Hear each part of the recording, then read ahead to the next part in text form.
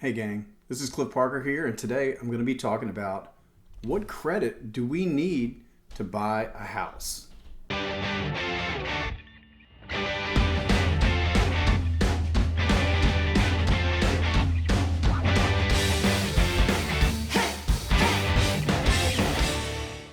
All right, so I'm going to take you through this presentation.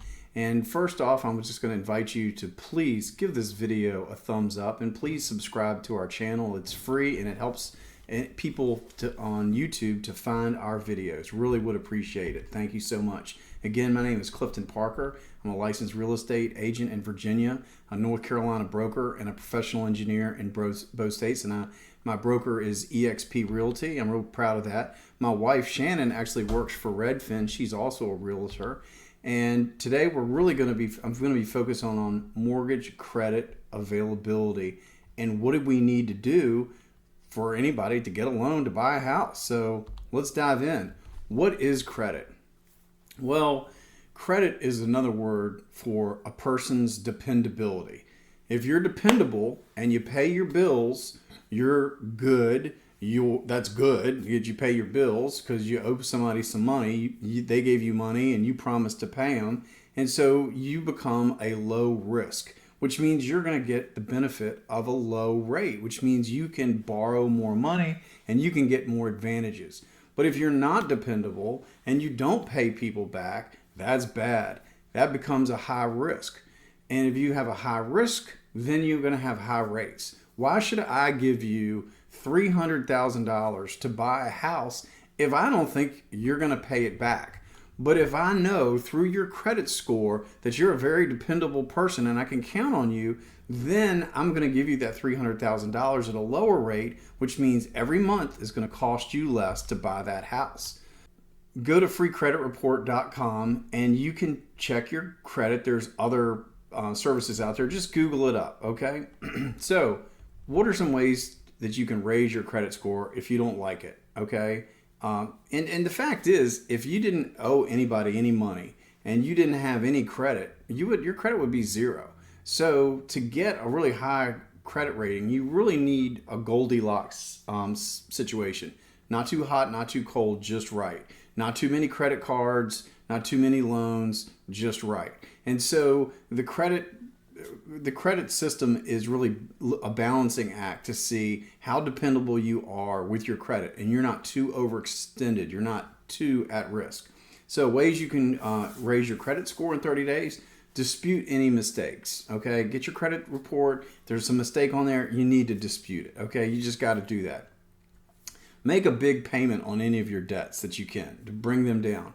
Reduce the statement balances. Become an authorized user. Dispute any negative authorized records that you might see if there's somebody saying something about your credit. Ask for a higher limit because it's a ratio between how much credit you have and how much credit you're using. You can write a goodwill letter. So if you didn't pay somebody in the past, go back and ask for forgiveness. Make sure that the debt is paid off and just say, hey, can you remove this from our credit score? And write them a nice letter. The other thing I would recommend is meet with a good mortgage loan officer and do any of the homework that they assign you to do. And they can help you to improve your credit, right? Because they want to help you to be able to get into a house. So here's the distribution of credit scores. So to buy a house, so 800 plus, that's a great score. It's a very high score. 500 would be really low. Okay, this is just the way the scoring is. I didn't make this up.